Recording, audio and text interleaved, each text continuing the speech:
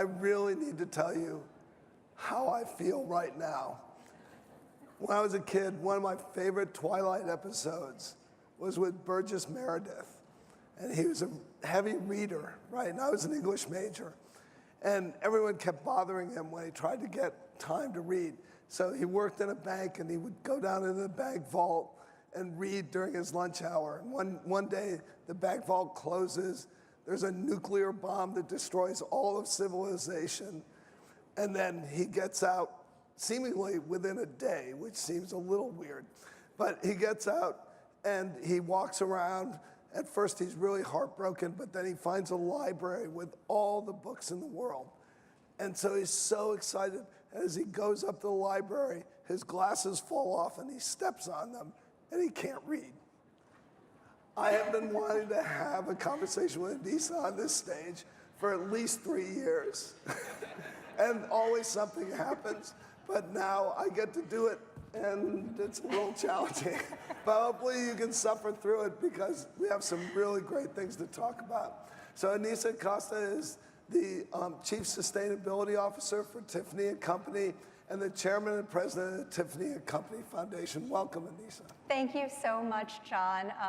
I'm so excited to be here at GreenBiz, to be in Arizona. It's freezing in New York City.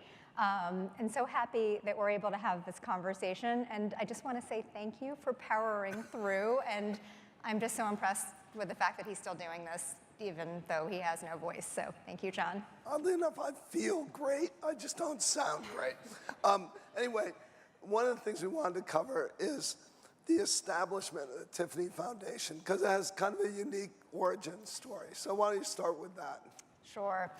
I think it's, when you look at Tiffany & Company's sustainability journey and the origins of our sustainability efforts in earnest, I think it's helpful to take a step back, because I would actually pinpoint our sustainability story to 3 main points in time.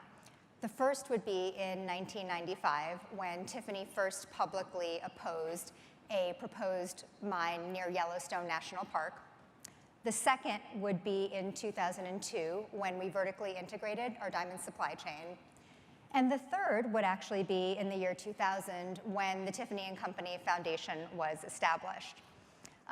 And 2 decades ago, when the Tiffany & Company Foundation was established by our chairman and CEO and a select group of senior management, they wanted to make sure that the foundation made a long-term positive impact.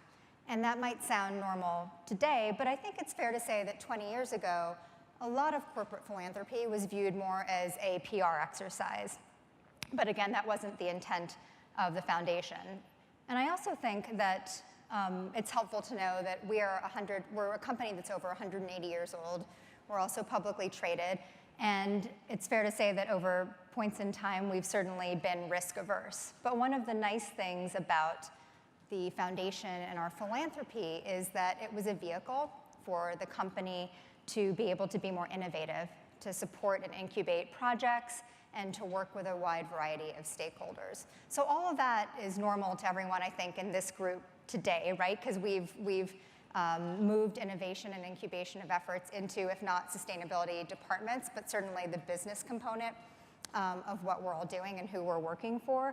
But I think it's important to note that for Tiffany, a lot of this work, just by the nature of who we were and who headed the company, originated with the foundation. But today, the Tiffany & Company Foundation, our mission is to preserve the world's most treasured seascapes and landscapes, and we focus on responsible mining and coral and marine conservation. And because of the foundation's philanthropic efforts, we view our philanthropy as a key pillar of our overall sustainability efforts at the company. So when I was down in Florida last January, I was at a turtle hospital. And there was a turtle, this beautiful big turtle there, and I looked at the name tag, there was Tiffany, and it was being sponsored by you. So why the focus on Ocean Conservancy? So a lot of people assume it's because of the color. Rob Kaplan and I were sort of just joking about that in the back. But actually, as most of the people in the room today know, there is an inextricable link between the oceans and the health of our planet. The oceans serve as a buffer against climate change. The oceans protect coastal communities. The oceans absorb carbon dioxide. But we're at a point where climate change is detrimentally affecting the oceans. So we're seeing rising temperatures, rising seawaters, and destruction of coral reefs at a mass scale. Now, coral reefs are important, and I do think a lot of people don't know this. Coral reefs are really significant because they serve as the cornerstone for healthy marine ecosystems, the cornerstone for vibrant oceans. They're often referred to as the nursery of the oceans, although unfortunately these days they're also often referred to as the canary in the coal mine. And that's because you can visibly see with corals the declination, the declining state of our oceans and the environment.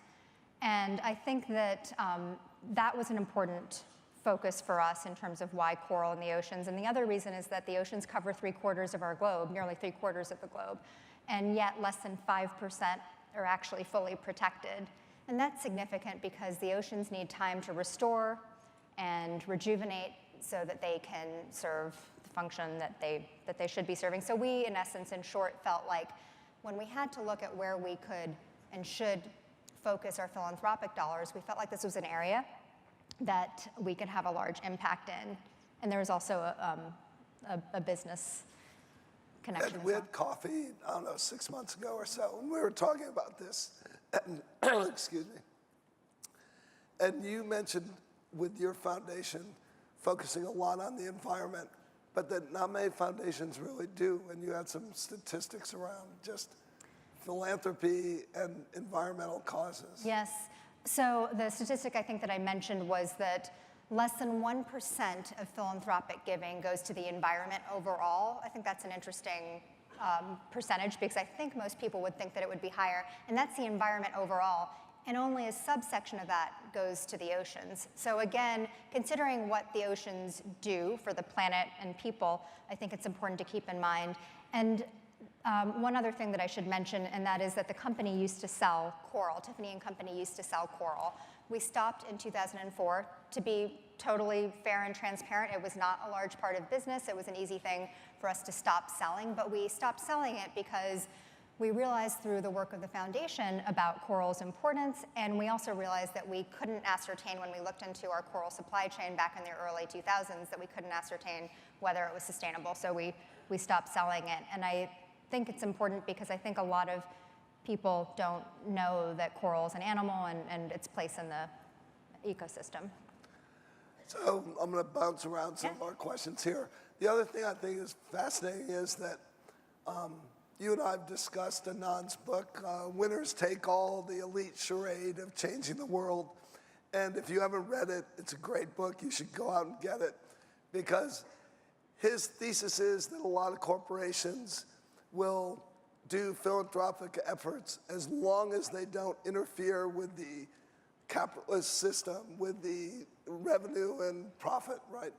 So we've discussed several stories where you actually have gone out and stopped doing things or refused to do things. I think one of the most interesting ones is about rubies in Myanmar or Burma. So talk about that process of first why you went out there, what you found, and what the end result was. So yes, there have certainly been examples, a few of them. Coral, python, that's a story for another day that we stopped selling, and Burmese rubies. So for those in the audience that might not be aware, maybe just like 20 seconds of background, in 2003, the US government enacted sanctions on Myanmar, Burma. It was the Burmese Freedom and Democracy Act. Tiffany has not been purchasing from Burma ever since then. But in 2016, with the democratic election of Aung San Suu Kyi, there was great enthusiasm for obvious reasons over what was possible, and we too were enthusiastic. So our thought was this would be great because Burmese rubies are world-renowned. I mean, they are the best rubies that a jeweler could want to sell and that a consumer would want to purchase because of the color. And again, we hadn't been selling them. It could be, would be a huge potential component of revenue. But we went in with the idea that we were hopeful that we could help build a responsible supply chain, working with the local communities, the miners, the government, NGOs, as one would try to build this responsible supply chain up. unfortunately, amidst the conversations and the work that we were having, the ethnic conflict and the humanitarian crisis that we have been reading about and that still exists really flared up. So we felt like it was not a good time or place for us to begin building this from the ground up. But I'm glad you asked about it, because it's really easy to talk about success stories, and I often think, we were talking about this, that if you're on the outside, you would just think, oh, Tiffany hasn't sold Burmese rubies since 2003, period, end stop. But I know we're all working on issues behind the scenes, some of which never make it to fruition, or it just takes a lot longer than you initially hoped that it would. And I think that stories like that are really helpful for us to share and talk about. So I want to go to sort of a chicken egg question. We've been talking a lot about the foundation, but you're also Chief Sustainability Officer. So when did that come about? So that came about, I would say, informally from the very beginning when I joined Tiffany & Company, but formally in 2009.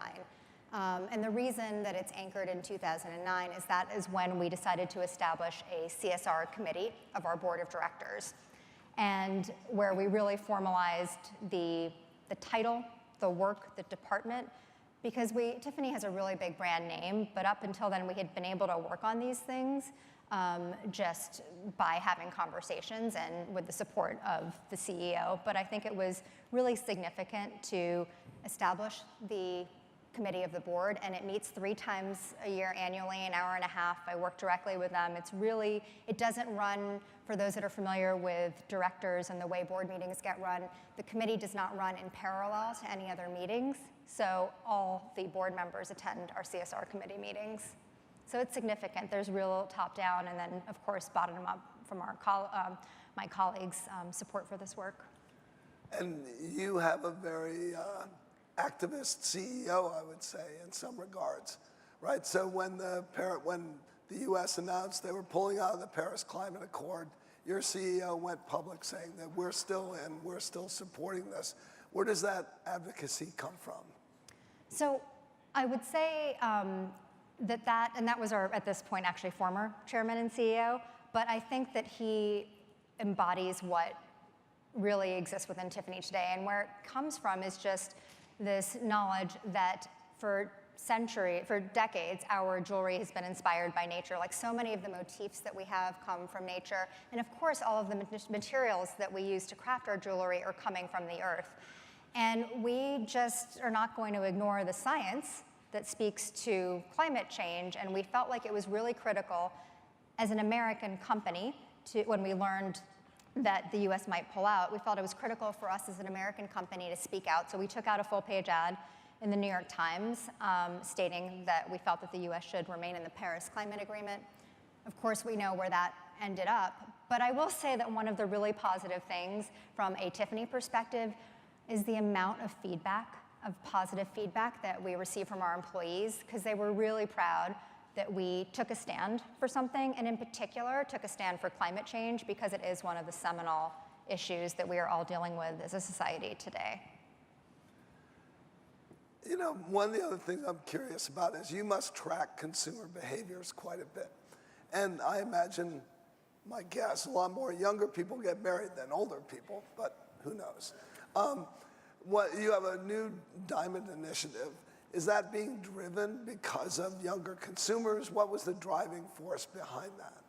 So it's interesting, because I think we all know in general that consumers want more information about their purchases, right? Whether it is the produce that we're eating, the eggs that we're consuming, the clothes that we're purchasing, or the wine that we're buying. I will say that we were not getting the sort of requests that you might think we would be receiving. But what did happen is we felt that we have been working on this issue, or the issue being transparency and traceability, and therefore the environmental and social responsibility of our diamonds for decades at this point. And we felt like it would actually be beneficial to our consumers and to the broader industry to take this message from our very transparent reporting in our sustainability report, for example, to the consumer, so that it's something that the consumer thinks about in a very different, far more engaging way than they ever have before. And it's our hope that this will actually help transform consumer conversation within the jewelry industry. I can't imagine it won't. And therefore help broaden and make the industry more transparent overall. So is there an ad in the New York Times talking about transparency yet? We did the day that we launched, so we launched this Diamond Source initiative last month, and the day that we launched the initiative, there was a full-page ad in the New York Times, although I'm not sure how many people read the New York Times anymore, but they also did do Instagram, of course, and Twitter, and but we still do have the New York Times because I think there's something nice about that, right, in terms of like archival perspectives and the importance that we give to the initiative to take the ad out because it's not an insignificant cost. Right. So Heather, I want to come over to sidebar if you got some question for Anisa. Yeah, so thank you. Many of the people here in the audience, as you noted earlier, John, do not do this today. They don't align these two initiatives. So what advice would you give to the sustainability professionals in this room about how to get better aligned with their philanthropic arm and who to involve in that, right? So there's probably certain people, certain individuals who can be instrumental in helping make that link. And then just one part two is, are there any obstacles to doing this? Are there any sort of structural concerns that might prevent this from happening? I'll take the second part of the question first because it's an important one and one worth underscoring. There are obstacles. I don't view them as obstacles, but there are rules and regulations with corporate philanthropy, and the biggest one is called self-dealing. Basically, you can't fund something through the foundation that directly benefits the sales of your business, for example. But that's why, again, with the work with the ocean conservation work that we do, we view it as a win-win because you're just really, it's how can you work with your philanthropic dollars outside of the walls of your business to just enlarge that pie.